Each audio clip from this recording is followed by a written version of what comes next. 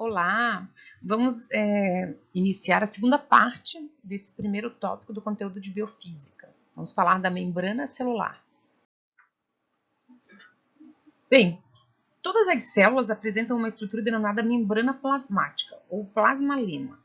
Ele funciona como uma barreira para impedir tanto a saída do conteúdo celular para o meio externo, quanto impedir o fluxo de qualquer partícula para o interior da célula. Essa característica mostra, portanto, uma importante capacidade de seleção dessa estrutura. Então, existem substâncias que vão passar pela barreira e outra da membrana plasmática e outras que não vão passar pela barreira. Agora que a gente já aprendeu assim de maneira resumida, vocês vão aprender de maneira mais aprofundada em bioquímica, mas a gente já viu de maneira resumida na primeira parte da aula a composição das diferentes biomoléculas, a gente pode falar dessas biomoléculas e que biomoléculas compõem a membrana plasmática, em que quantidade, de que forma e quais as funções dessas diferentes biomoléculas na composição da membrana plasmática. Como eu falei, a principal função da membrana é separar o meio intracelular do meio extracelular, controlando a entrada e saída de substâncias na célula. Bem, a estrutura da membrana plasmática. Qual é a estrutura da membrana plasmática? O modelo da estrutura da membrana plasmática, que é atualmente mais aceito, é conhecido como o modelo do mosaico fluido e foi proposto por dois pesquisadores em 1972, e hoje ele continua sendo o modelo mais aceito. Nesse modelo, a membrana é descrita como uma bicamada fosfolipídica. A gente já viu anteriormente como é que é uma molécula de fosfolipídio, qual é a característica que ela tem. A gente viu que é uma molécula anfipática. Então, essa bicamada lipídica, ela é intercalada entre essa bicamada lipídica, existem proteínas. Então, esse modelo é um modelo da bicamada fosfolipídica com a presença de proteínas.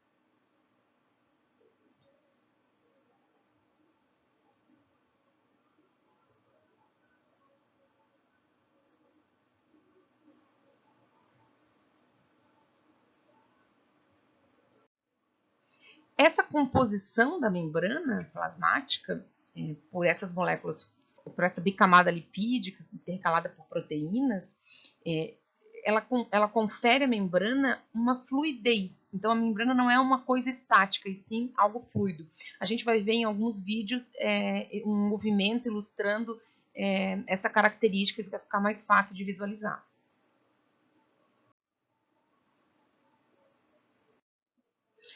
Bem, sobre os fosfolipídios que compõem, então, essa bicamada fosfolipídia da membrana plasmática, a gente já falou um pouco anteriormente, mas complementando, repetindo, eles são grupamentos, eles apresentam grupamentos não polares, que são hidrofóbicos, ou seja, que não absorvem água, e grupamentos polares, ou hidrofílicos, que retém água. Os grupamentos não polares, eles ficam voltados para o centro da membrana plasmática. Deixa eu botar um pontador aqui para o centro da membrana plasmática. Então, os grupamentos não polares. E os grupamentos polares ficam voltados para a superfície externa e interna da membrana. Então, a cabeça hidrofílica e a cabeça e a cauda hidrofóbica. Então, uma molécula anfipática.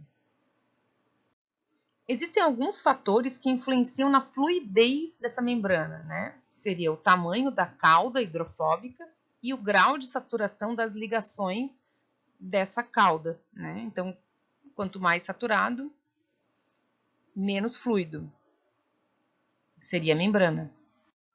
Bem, como eu falei anteriormente, a membrana é composta por uma bicamada lipídica com proteínas intercaladas. As proteínas encontradas na membrana, elas podem ser chamadas de proteínas periféricas ou integrais, e elas têm diferentes funções, como a gente está vendo aqui nesse slide. As proteínas periféricas, elas são aquelas que não atravessam a membrana plasmática e estão indiretamente ligadas a essa membrana. Já as proteínas integrais, elas estão completamente inseridas na bicamada lipídica. Uma curiosidade é que alguns reagentes, utilizando alguns protocolos, é possível extrair facilmente proteínas periféricas da membrana, sem lisar a membrana plasmática, né? Diferentemente das proteínas integrais, que elas só são liberadas com o rompimento da bicamada lipídica.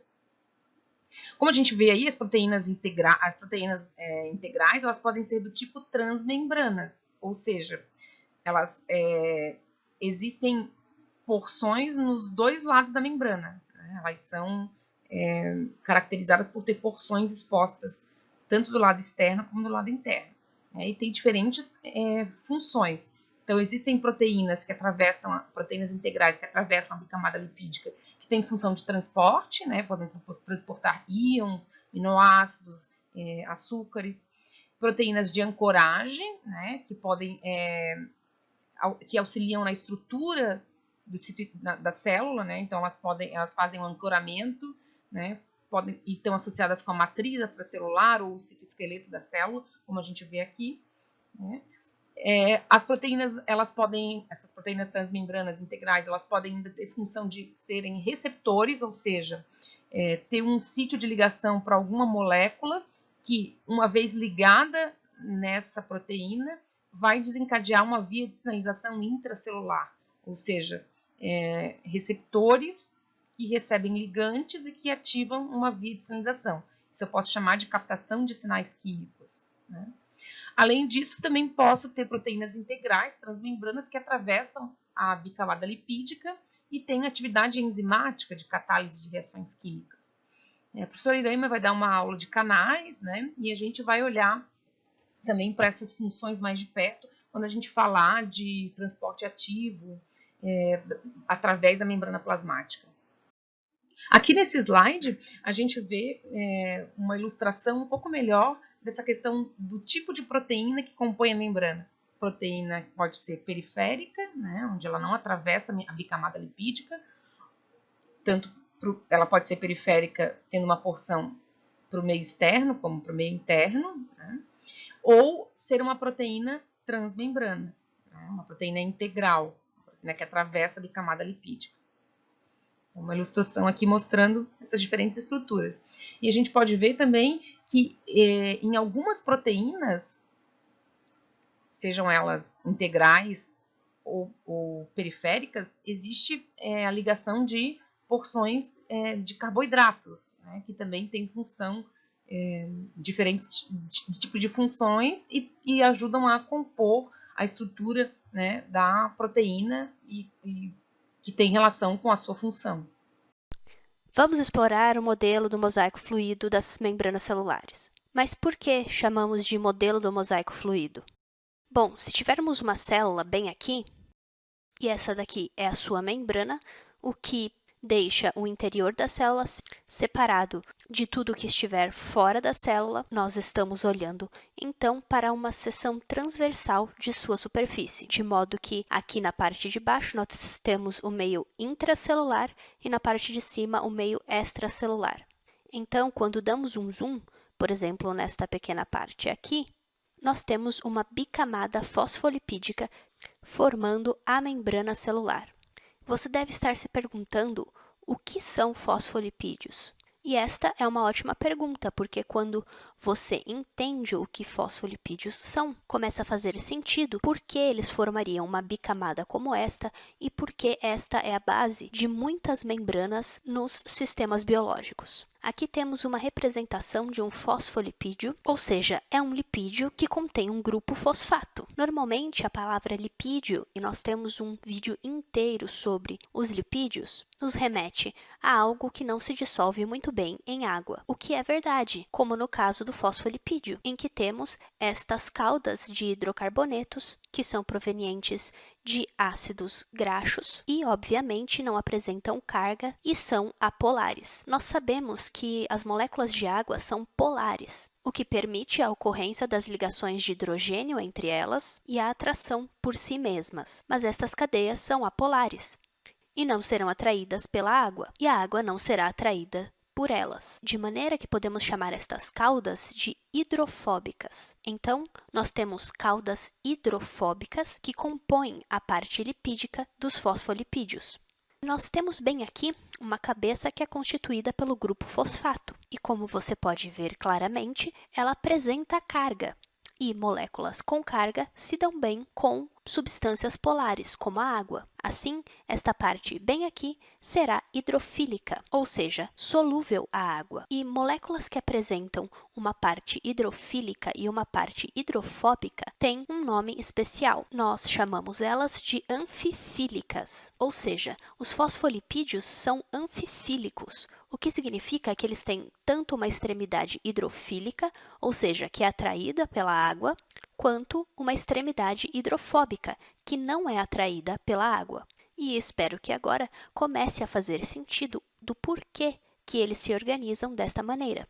As cabeças hidrofílicas serão atraídas pela água, que encontra-se tanto no exterior quanto no interior das células, de modo que estas extremidades dos fosfolipídios fiquem voltadas para a interface líquida, ou seja, viradas para os meios intra- e extracelulares, ou ainda voltadas para o exterior da membrana. As caudas hidrofóbicas, por outro lado, serão repelidas pela água e repelirão a água, de maneira que ficam voltadas para o interior da membrana. E o fato mais interessante é que uma estrutura como esta, como este fosfolipídio, sendo uma molécula anfifílica ou anfipática, permite que estruturas como esta bicamada lipídica sejam formadas. Assim, nós podemos pensar em um tempo muito remoto, antes mesmo da formação de células, em que, muito provavelmente, havia fosfolipídios formando espontaneamente estas esferas com uma bicamada lipídica, como representei nesta seção transversal, ou seja,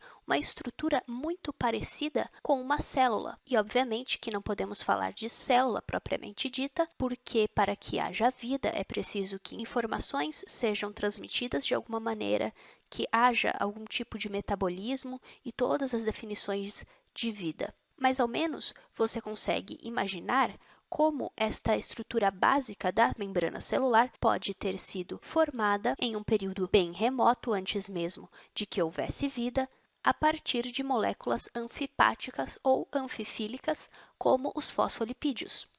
Agora sabemos como esta bicamada de fosfolipídios é formada, mas e todas estas outras estruturas desenhadas aqui? Elas são proteínas. Esta é uma proteína, isso daqui é uma outra proteína, e isso daqui também é uma proteína. Eu desenhei diferentes formas e cores para mostrar a variedade de proteínas. Mas a coisa mais importante para se perceber é que quando pensamos em células, também tratamos de toda essa diversidade, esta complexidade que está inserida dentro de sua membrana. Então, ao invés de pensarmos nela como apenas uma bicamada fosfolipídica uniforme, temos de lembrar também que há outros tipos de estruturas inseridas nela, o que podemos ver neste diagrama.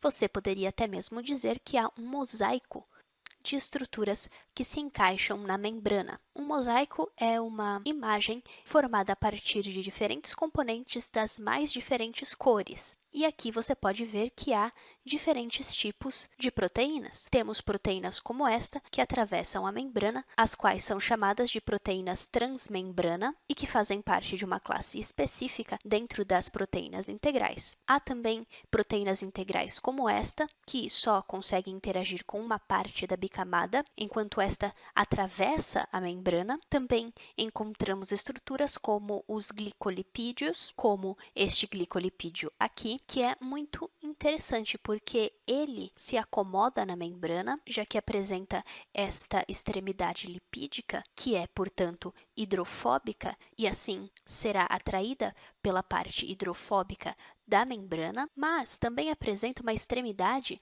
que é uma cadeia de açúcares, de maneira que esta parte será hidrofílica e, portanto, ficará voltada para a parte de fora da célula. E estas cadeias de açúcares são extremamente importantes para o reconhecimento intercelular. O seu sistema imune as utiliza para diferenciar as células que são realmente do seu corpo e que, portanto, deverão ser protegidas daquelas que são provenientes de corpos estranhos e que, portanto, devem ser atacadas. Quando as pessoas falam de tipo sanguíneo, elas estão se referindo a quais tipos de glicolipídios você tem em suas células. Mas isso não é tudo quando estamos falando sobre glicolipídios como uma maneira de proporcionar o reconhecimento celular. E é muito fascinante como estas cadeias de açúcares podem levar a um comportamento tão complexo e, francamente falando, tão útil sob o nosso ponto de vista. No entanto, não há apenas uma associação entre cadeias de açúcares e lipídios, mas também na membrana encontramos uma associação entre cadeias de açúcares e proteínas, o que está representado bem aqui, e é um exemplo de uma glicoproteína. E como você pode ver, quando temos todas essas coisas juntas, há uma formação de um mosaico, e eu ainda nem terminei de falar sobre tudo. Há também colesterol inserido na membrana, e, como é um lipídio, ficará na parte hidrofóbica da membrana, o que ajuda na fluidez da membrana, garantindo que não fique nem tão fluida, nem muito rígida. Bom, nós falamos sobre a parte do mosaico, mas e sobre a parte fluida? O que é interessante sobre a membrana é que ela não é uma estrutura rígida. Se esta proteína fosse empurrada para algum outro lado ou arrancada da membrana, os fosfolipídios iriam espontaneamente se rearranjar para cobrir o espaço deixado. Você pode imaginar que essas coisas estão mudando de posição continuamente e que esta membrana tem uma consistência oleosa, ou seja, ela não tem uma textura emborrachada, como uma bexiga. Ela é, na realidade, fluida e, apesar de ser fluida, desempenha muito bem o papel de separar dois ambientes, o ambiente intracelular do ambiente extracelular, e é daí que vem o nome modelo do mosaico fluido. Até o próximo vídeo!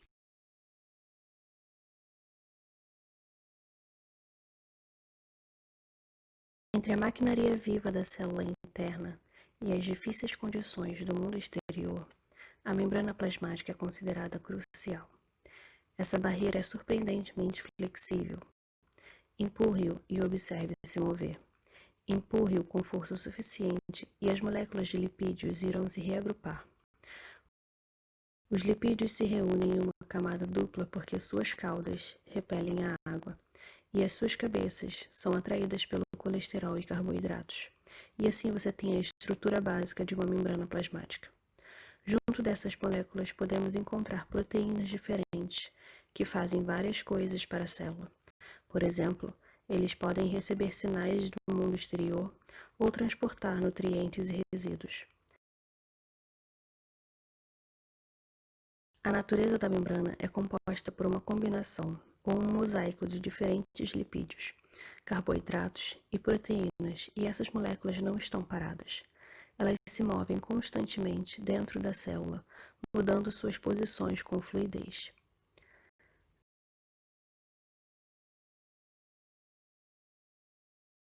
A sobrevivência de toda a vida depende dessa película, uma simples membrana flexível de apenas 2 moléculas de espessura.